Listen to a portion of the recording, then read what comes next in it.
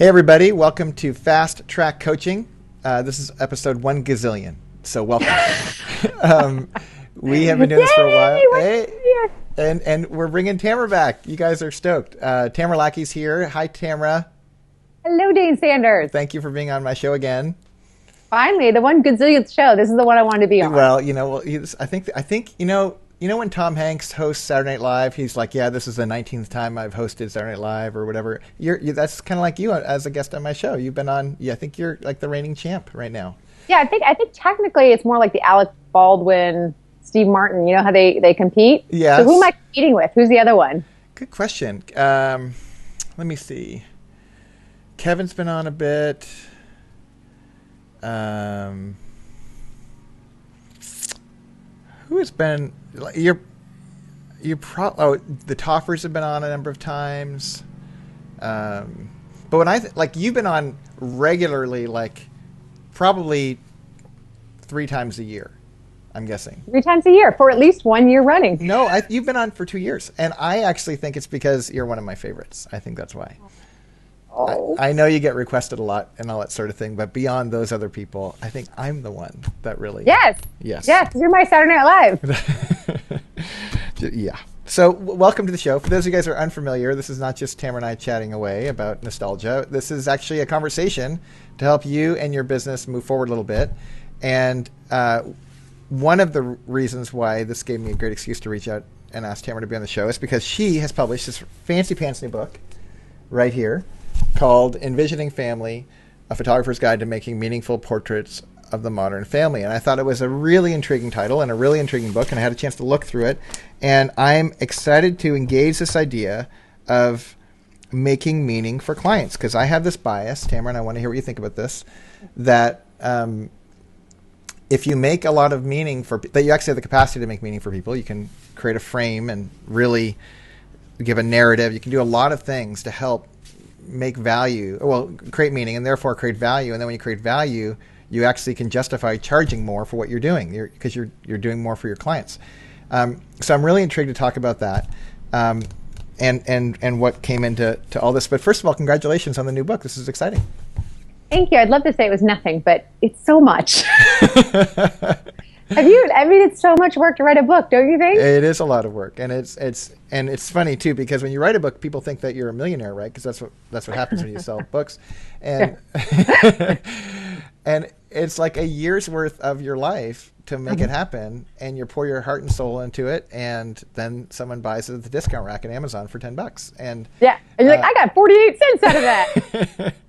But I'm with you, because the best thing about these things, though, these crazy book ideas, is you thoughtfully considered, with a beginning and a middle and an end, a really big idea, and put your guts into it. And I think it'll be fun to talk about. So excited to get into that in just a second.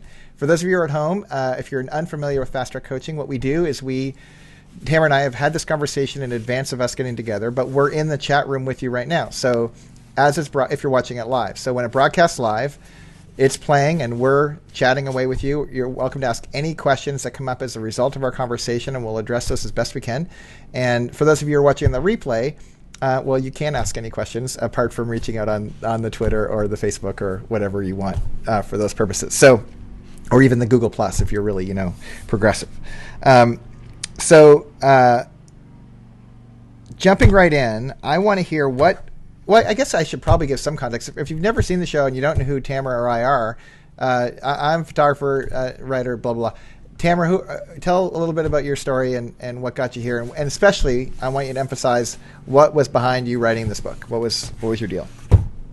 So I'm to move beyond the description, photographer, writer, blah, blah, blah. Yeah. Just why this book? Because you've written other books before now, and it seems like... This seems like, as I look at the course of what you've done, I see the progression. But for folks who are at home, maybe this is their first introduction to your work as an author.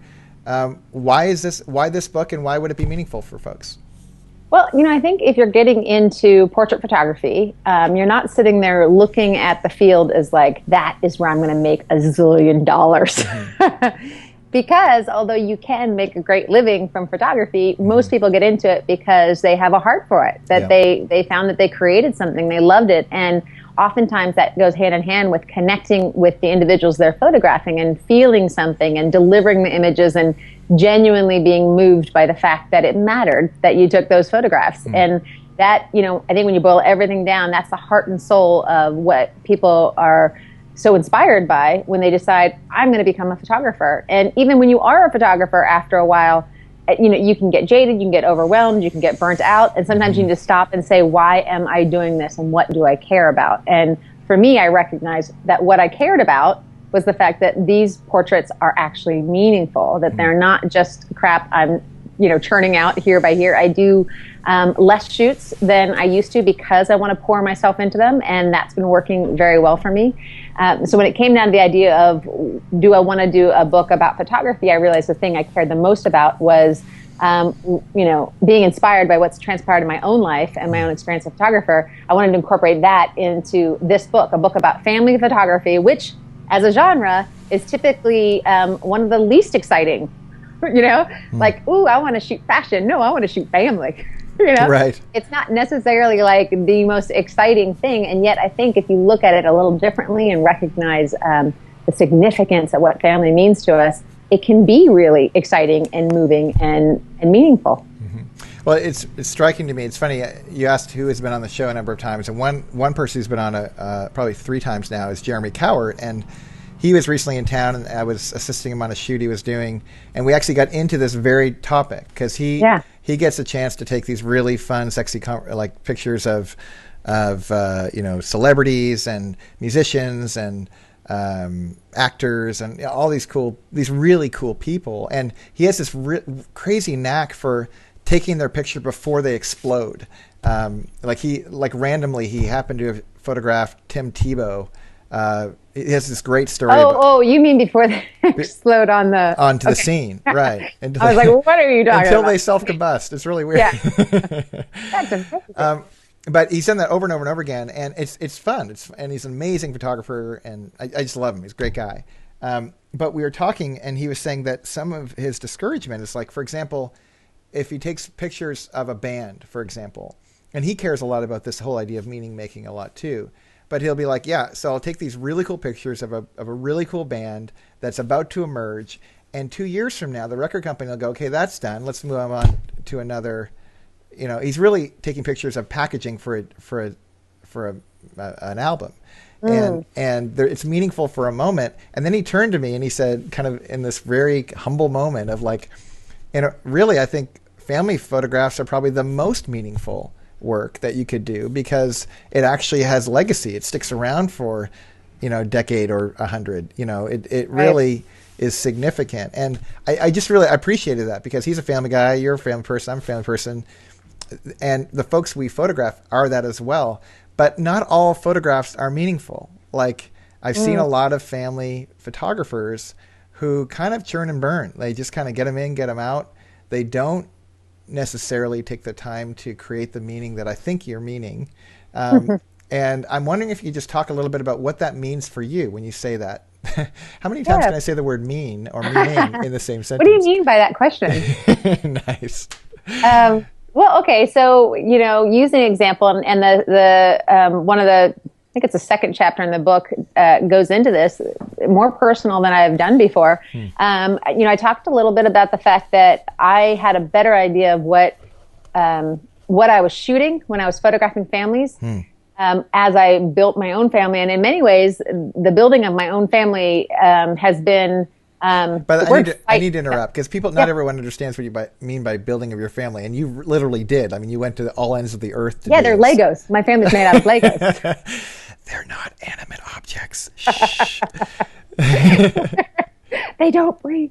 Okay, so yeah, I have 3 children, and 2 of which are adopted, and my son from Ethiopia and my youngest from Ecuador. But none of the experiences were, and I think anybody who either physically gives birth, like my oldest child, like the birthing process, not to get too graphic, right? But it was not easy either. And so it's like, in many respects, it feels like you are fighting for each member of your family that comes in.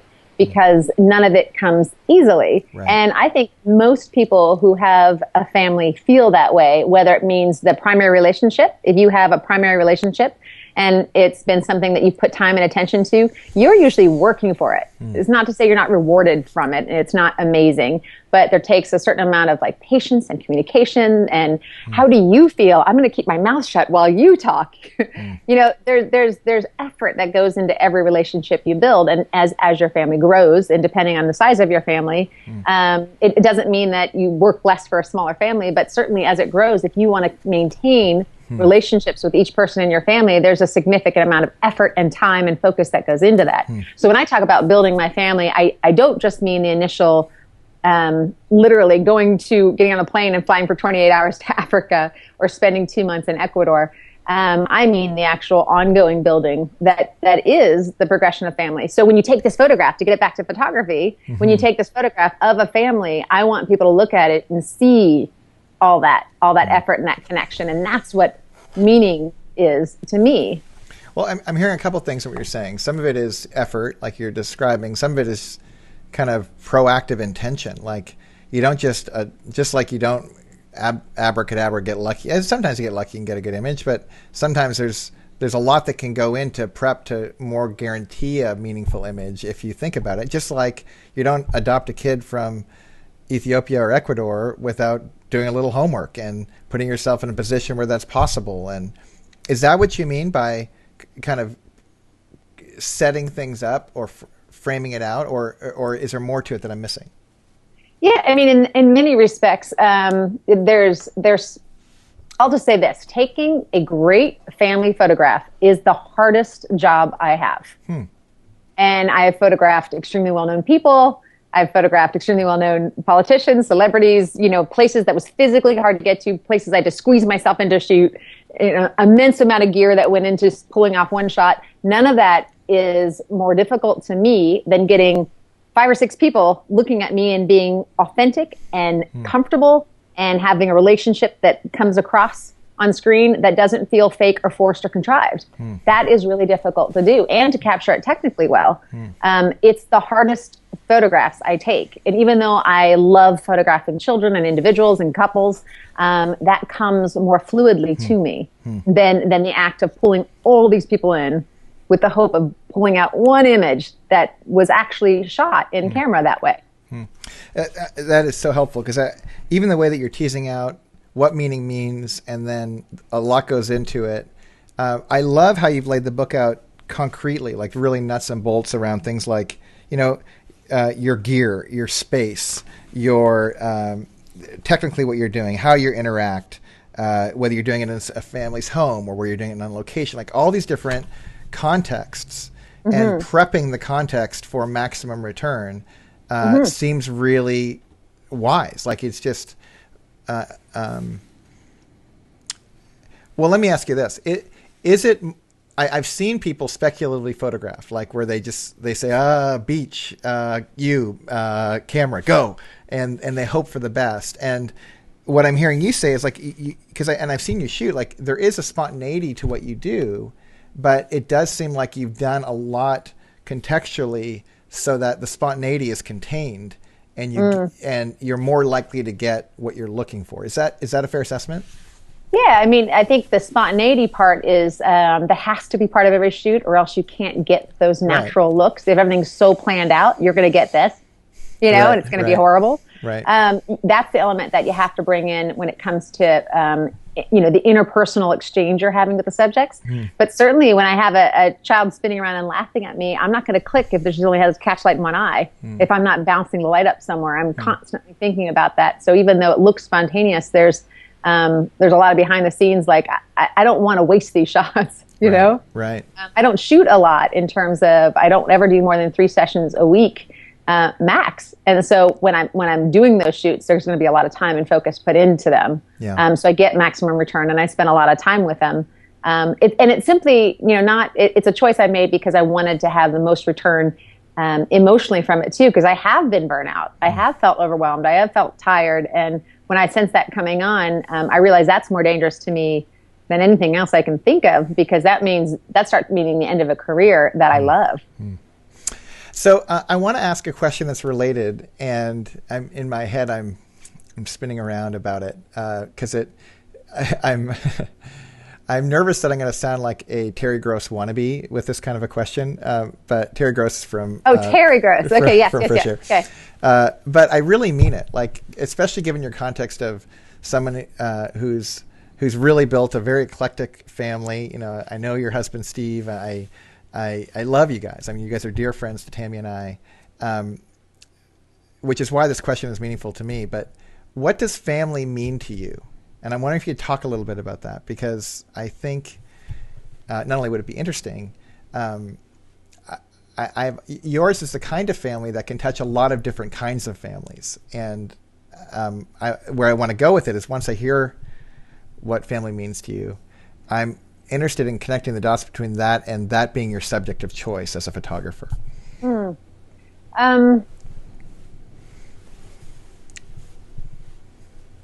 So as you ask the question, I have a flood of images that pop into my head. Okay. Surprising amount of them are around cooking. I don't know why. I love to cook. Maybe that's why. And it's a big, I think most families, that's kind of the place where everyone shows up. Yeah, the table. But right. Say again? The table. I mean, I think, yeah, the table, the fireplace, these kind of centerpieces, right?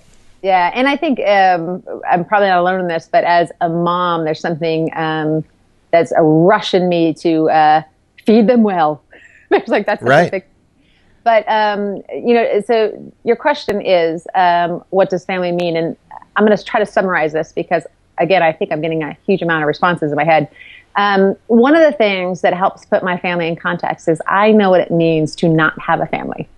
I know what it means to have a family that is absent of emotional glue, where you're just living in the same place. And I also know what it means simply by viewing it and not by experiencing it, what it means to have grown up and to live your whole life and to go off in the world and never experience what that means outside of theory. And that is what we see a lot. And anybody who's traveled to third world countries, especially in orphanages and stuff, you see that and you understand this is all something they're learning. That's how Annalise Starr, we adopted her at 3.5. She had a picture that said, Mommy, Daddy, like showed exactly who everyone is and how she was going to fit into that relationship. And it was, a structured layout of what that means. So, in that regard, I think the biggest thing that we as human beings feel in this world is this lack of connection. It can be really painful, whether it's lack of connection to each other or distrust that comes about with relationships we care about, or lack of connection to something greater, whatever that means to you, universe, God, whatever. That loneliness and that separation can be painful on a lot of levels. And I think what a family can do for you when you invest in that emotional glue and that connection, and then I have your back and you have mine and let's care about each other, it can ease a lot of that pain in a way that I don't know another way to replace. And in a way that I think is one of the hardest things to lose and know is behind you for anybody who's experienced that. Powerful. Obviously it makes sense to me that you're in your element, you're in your wheelhouse when it comes to the genre of choice, because it seems like it has connected on your life's resume. Like it's just deeply embedded into your world, not only with kind of how you guys have built your family and, your relationship with your partner, your historical context, how you connect with folks. Because you've seen such an eclectic mix of all those things, is it hard for you to not just go to third world countries and just take pictures of folks in that kind of a context? Or is it a disconnect to be in North Carolina and take pictures of celebrities and their families where it's all kind of everything looks perfect? No, because everybody's dealing with the same thing regardless of your checkbook. I mean, not the same thing. Don't make them cross as like the mom here. Right. Oh, is the thing about the very rich and the very poor have the same problems? Not exactly. But there was a Saturday Night Live skit recently with Charles Barkley, who's a multimillionaire, talking about white people problems, and it was pretty funny. But anyways, first world problems. Yeah, that's right. First world gender. So it's not the exact same, but I will tell you what it's done for me is I won't roll out on a shoot and see people not get there, and by there I mean show me what they really mean to each other, I will wait however long it takes to have that happen, because I know at the root of most families, not every single person in the world, but that is what they're connecting to, and that's what they're going to care about, and that's what at the end of the day is going to make the whole session worth it for me and for them. And to miss that and just capture their likenesses on a pretty background is a waste of everybody's time. Yeah. You know, we're all so busy. It's a lot of effort for them to get together and make the shoot happen. I don't want to waste their time. I don't want them to sit down with me in an ordering session and look up and say, that's us. That's all our faces. Right. Great. I'll get this, and this. Bye. You know, like, what was that? Yeah. Like, none of us have time for that. I mean, it's not that we don't have time for that, but that's not what I care about producing. Okay, so let's say it's you're in the shoes of somebody who's watching our conversation right now or participating on the chat, and they're thinking, okay, that's all fine and good, and I'm searching. I'm the viewer, and I'm searching for my genre fit, like for this season of my life, things that I really want to focus on and commit to. Obviously, the alignment for you is really clear. How would somebody look for the most meaningful genre for them to shoot if, for example, for whatever reason, families doesn't resonate for them? Yeah, well, I mean, God, it sounds so simple, but what do you really, really, really, really care about? Like, start there. Like, if I were somebody who was insanely interested in fashion, and that really mattered to me and turned my head every time I was daydreaming and sketching and doing all that sort of stuff, I'm not. You know, I like nice clothes, but I'm not insanely obsessed. Right. If I were, I would make that my career. I think that would really matter to me. If I was somebody who just was stunned about being around people of noteworthy or well-known or celebrities, I would make sure that I had a lot of my career around that. If I were obsessed with sports, I'd want to be a sports photographer. Start there, because photography is gigantic, you know? Don't just roll into something because it seems to be what the thing is that pays the bills. If you're not leading, I mean, I'm not going to be the first person to say this or the last. If you're not leading this with your passion, you're working. No doubt. Well, yeah. But the challenge obviously is people are holding up their passion against opportunism. Like, okay, that's all fine and good, but what works and what? Well, you still have to work after you find your passion, but at least make most of it fun. Well, you still have to hustle. No, but what like, for example, let's say people go, okay, and I'm playing the other side of it. I'm in agreement with you, no question. No. But that's right, my friend. Oh wait, we're split screen. That was well done, or you just went to the wrong side. But whatever. Either awesome, embarrassing. I'm mindful of folks who, and we've all had these conversations where someone's like, yeah, what I'm clear is I'm passionate about bands, music, whatever. But they look at that world and they go, but I don't think I'm going to get a job at Rolling Stone, and I really am terrified of that world, and they're second guessing their own capacity or abilities, or they just see it as a competition as inaccessible or too hard, and they don't dive in, and they're holding this tension of, this is what I say I'm passionate about, but that just looks really hard. So I'll go with low hanging fruit, and I'll go shoot. The cliche is, oh, I'll go shoot weddings, and then once I make enough money, then I'll go do what I really am passionate about. And there's a disconnect for me in that. But how do you respond to folks who make those kinds of observations? Well, I personally don't think there's anything wrong with doing the fill-in work that pays the bills. Sure. As you're getting to where you're going. The question is, are you still working on getting to where you want to go? It can be really easy to say, I start with this and I just rolled into it and stuck. Right. 20 years later, here I am. Yep. Well, if that wasn't what you loved all along, Right. I shot weddings for the people I met. They were a wonderful ability to start a relationship that I continue with portraits and will continue with portraits, but I did not want to continue shooting weddings. It just didn't fit with what I was interested in, but I still did it for 8 years. Right. But knowing that there's going to be an eventual fade out, and that I ended up learning a lot of skills from that. So I don't think if for instance, your question is, if you're really into music and bands and you're afraid you won't get a job with Rolling Stone, well, gosh, there's a giant amount of things that have to do with music, and it's not all working for Rolling Stone. That's right. That's right. It's not just shooting bands in bars, but it has to do with maybe promoting DJs or trying to get a job with record companies, or creating your own job where you're creating a kick-ass blog covering bands that travel. Right. There could be a million ways to create a job out of that.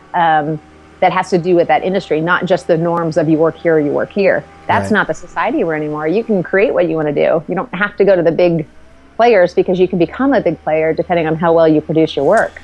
Yeah, it's funny you say that. I was in a conversation on a future episode of coaching with Anne Ruthven, who lives in Australia now, and she got a freelance gig, shooting for Airbnb, where... you told me about that. Did I tell you about this? Yes. Well, I told you about Airbnb. No, you told me about Airbnb. Right, Airbnb, but she got yeah. a job for Airbnb, because Airbnb is like they if you go to their website, and this is not a plug, but some of you guys are going to go there. It's AIRB, the letter N, B.com.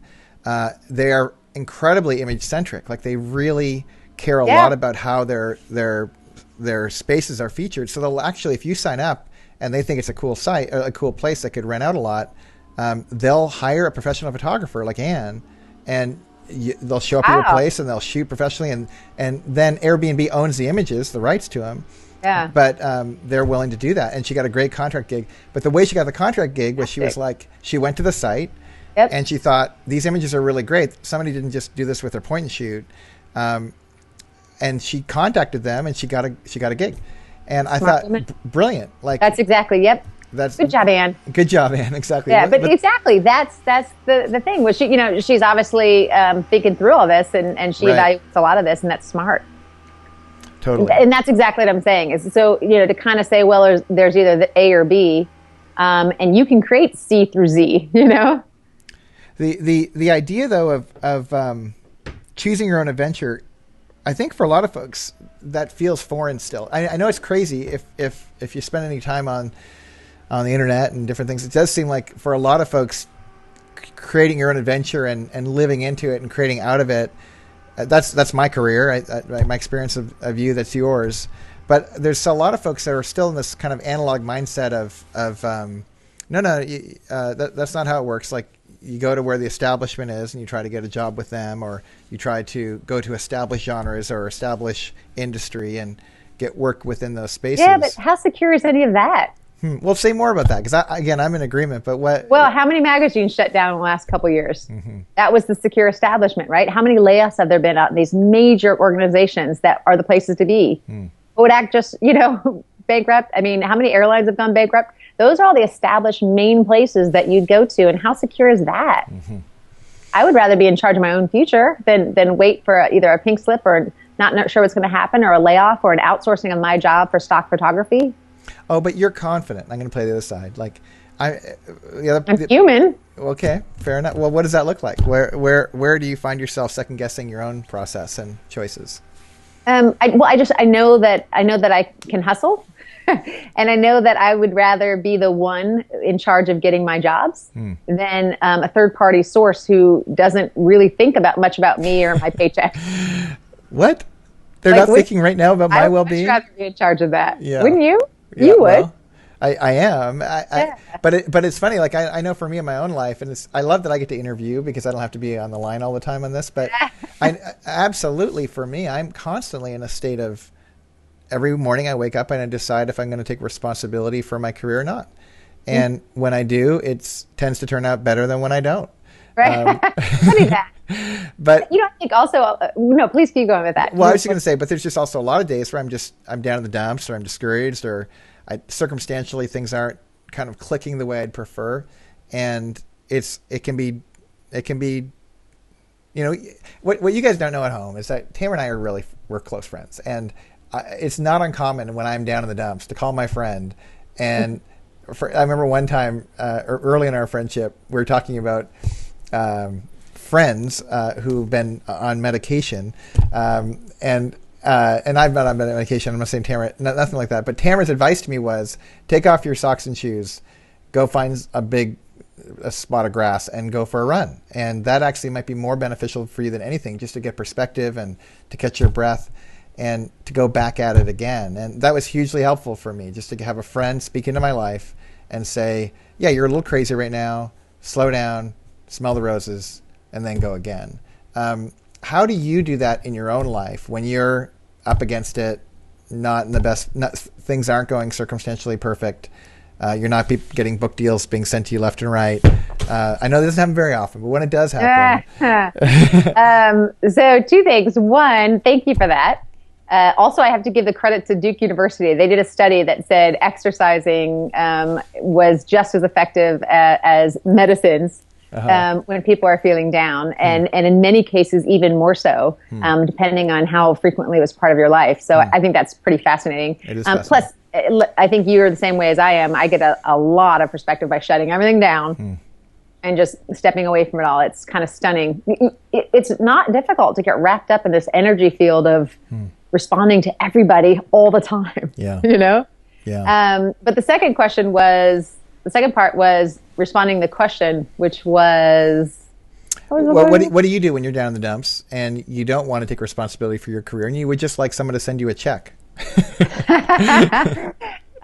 Okay, so because I went out with you and Tammy and Steve. We were in New York at Photo Plus, and Photo Plus was in October, and it was around it was kind of like if you're listening to a concert and the crescendo is about to come on. That was the crescendo of the most amount of stress I've ever had balled up at once, because 12 things were happening at one time and everything was due. And about 4 of those 12 things were not going well. How's that for a good summary? That's pretty good. So, and I had the live play-by-play. So, but these folks didn't. So, what did you do to work that out besides run away to Australia?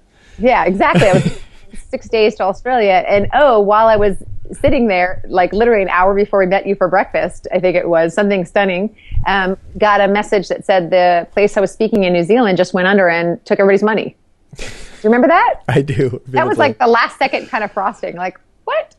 So it was this kind of vortex. And what I found was the easiest thing in the world for me to do in situations like that is cry in my pillow and drink a nice glass of wine.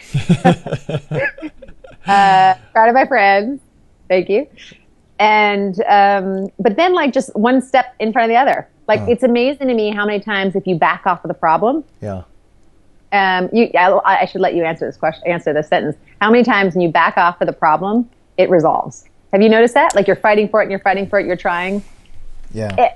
So in that one experience, just to close that up, and then I want to just quickly say something else. In that experience, I ended up going to Australia and said, you know what? I committed to these workshops. Let's see how it goes. And it went so well. And I got so much energy back from the people I was supposed to be teaching.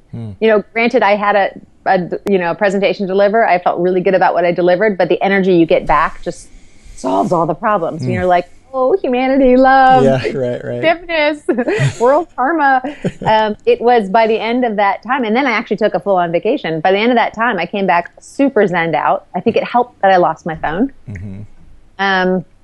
But another time I'm thinking about a year prior, I don't know if you remember this, I was trying to get this website out, my website out. I do remember this. 3 weeks to launch for 9 months. Right. And by the time I finally launched it, the company I'd used had they just did a terrible job. They did a terrible job the whole way through, especially at the end point. And I remember feeling like I was trying so hard to fix things as they were dropping. That it was this idea of resisting everything that went wrong. And I just finally said, you know what? Everything's going wrong.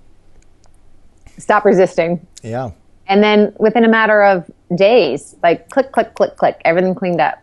And sometimes I think there's something to the idea that we put so much energy out trying to improve and fix and make better. Yeah. That some things you just need to kind of say, all right, go universe.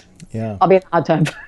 Well, it's something really. I mean, part of it for me, I know, is when I'm stuck in those ruts and I'm trying to make things work a little too hard. I find I'm also doing a lot of negative internal workings. I'm rehearsing my complaint over and over and over again, or I'm answering the question a little too often. How are you doing? And I actually spend so much time telling people how bad everything is. I get worse, as opposed to kind of in a disciplined way saying, counting my blessings and being grateful for what is actually good in my life, not just the negative. And I don't want this to come off as overly kumbaya. But there's a pragmatic reality here of this, and I know this for a fact. There are people right now listening to this conversation who are sitting by themselves in a dimly lit room and like with the glow of the computer, and they're rehearsing just this negative bad stuff in their head that's just not resourceful, and they're trying to make things work a certain kind of way as opposed to being open to the way it's ought to be.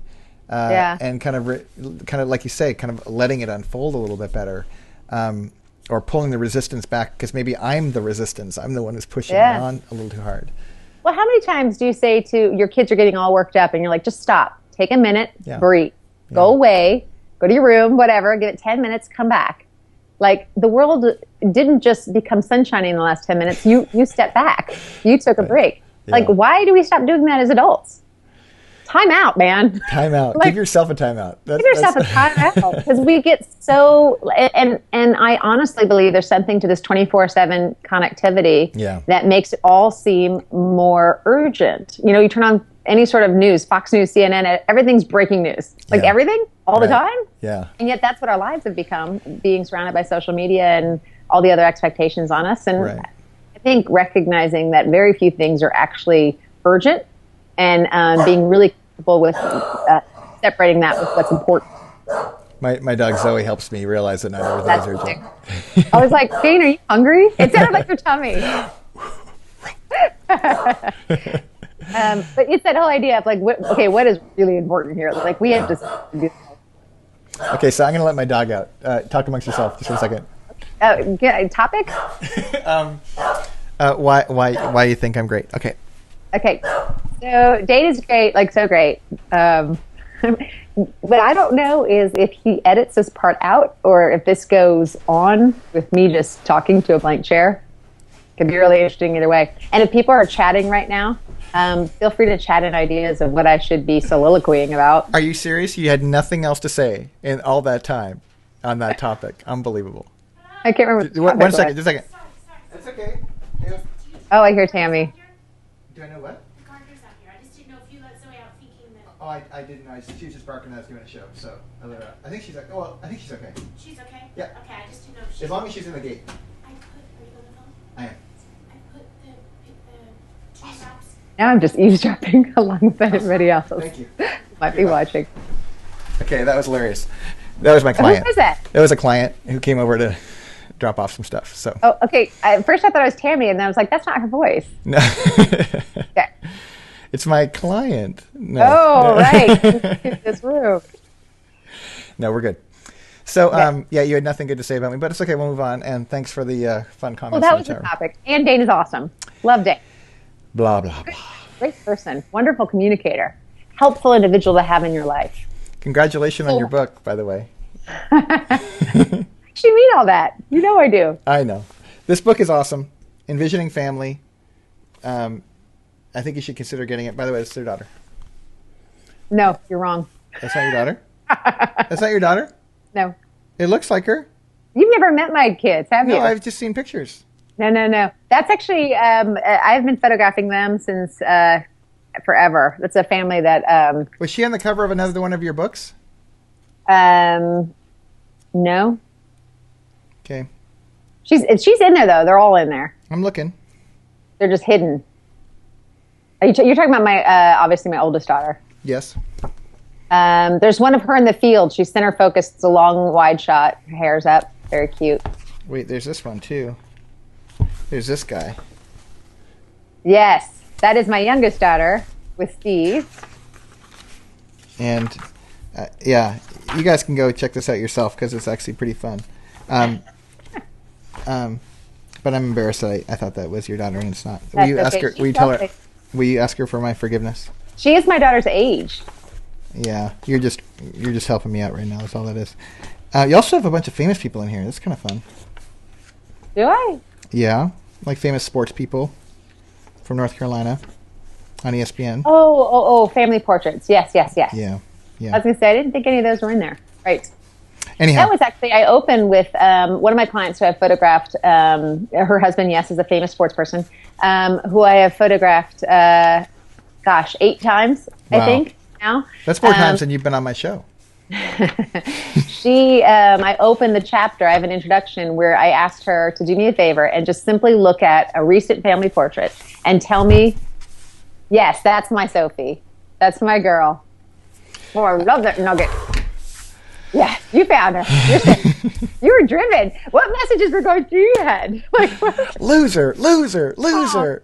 A winner. But I opened the book with an introduction because I wanted her to. You are too hard on yourself sometimes. You really are. It always stuns me sometimes because there are times that you actually get so down on yourself, and I don't get it. Yeah. You have so much to contribute. Stop it. Little sidebar on this. Stop it. That's good. Little sidebar on this. I'm a high maintenance friend, so you don't want to become really close friends with me. Tamara made that mistake a long time ago. Now she's stuck for life. I'm stuck. I'm in. Every once in a while, when you tell me something, which I think makes it very, very easy for a lot of people to relate to you. But sometimes you're so honest about your vulnerabilities, which we love, and we connect to you on that. And every once in a while, I hear some of the darker ones, and I'm like, no, Dave, nobody sees that. Like, it's such a disconnect how positively people see you. It's really interesting to me. Thanks for saying that, friend. Truly. So I was saying about the intro that I had her look at the family portrait because I wanted to start out with the whole book, with the introduction being her looking at the portrait and just saying why it was meaningful to her. And I wasn't going to give her any coaching or any ideas. It was like, literally, that's the question. You tell me. And I think that was a really helpful start to what we were going into. That's really cool. By the way, a little side note. I remember we were talking at one of our trips somewhere. I think it was New York a couple years ago, but we were talking about how you guys do your family night thing. And well, Tammy and I started doing that about 2 months ago, once a week. Yeah, and it's been amazing. Talk about making meaning and hilarious. Like, it's definitely not,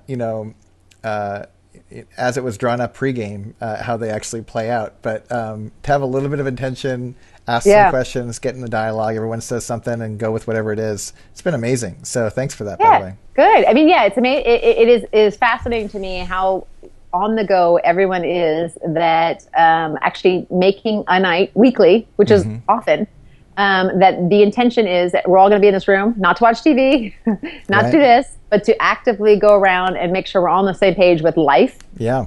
Like, when do we do that? Well, it's funny. What we've been doing is we've been doing this kind of affirmation circle thing where every week one person gets to decide what dinner is, and everyone gets to say something about that person. It could be as simple as like, you didn't hit me when you said you were going to, or, something like that.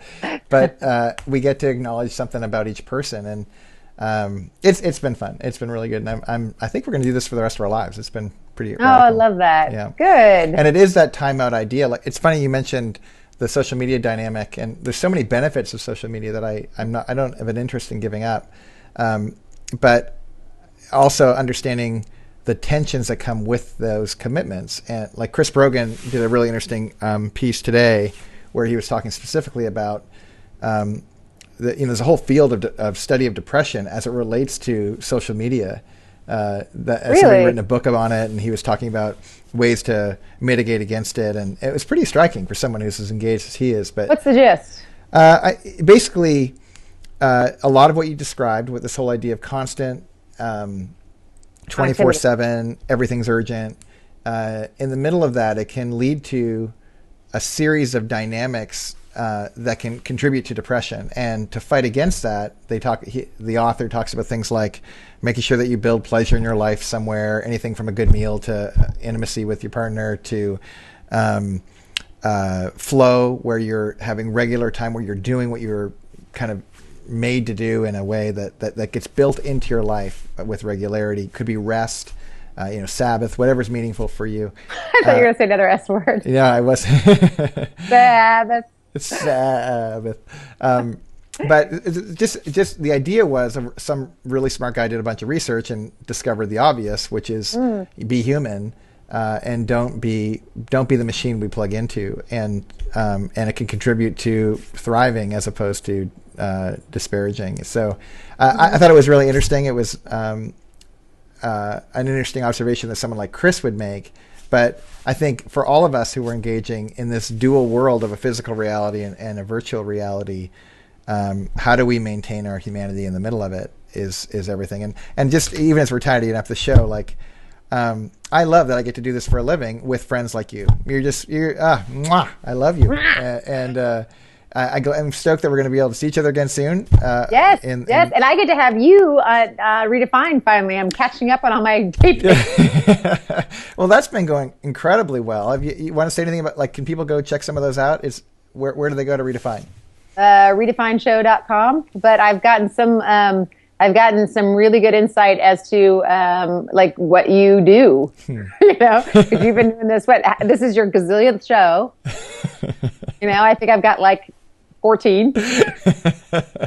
It's there's a lot more to it than just, you're not really just chatting. You're going to think about this and that, and you know. Well, there is those things, but honestly, what you've done over at Redefine is fantastic. It's super ambitious. Production value is crazy high. Guests have been amazing. You guys should go over there. You're one of them.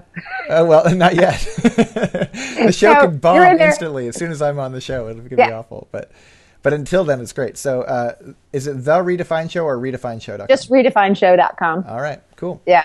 Well, go check it out. Go buy Envisioning Family today, or at the link, the Amazon link. It's not even an affiliate link. I don't even get a dime. I just put it up there because I think it's awesome, and I think you're awesome. Well, to be fair, I don't really get a dime either. Yay, publishing! Yay, good for them. Yay! Now go support Beach Fit, new riders. And when is your talk at WPPI? Monday night at 6:30. Monday night at 6:30. I'll be there. And I'm doing Photo Ignite. Oh, that's gonna be fun again. Why are you doing that? You'd be fantastic at that. You know, I don't know. You guys are a little crazy for me. I actually liked sitting in the crowd sweating on your behalf rather than watching you do it. So. And I did sweat. It's funny. I wrote a poem this year, and I was gonna do it, and then I didn't. So I have it in my back pocket if somebody vomits and gets off stage or something. But okay, but I'll know who to look for when I do that.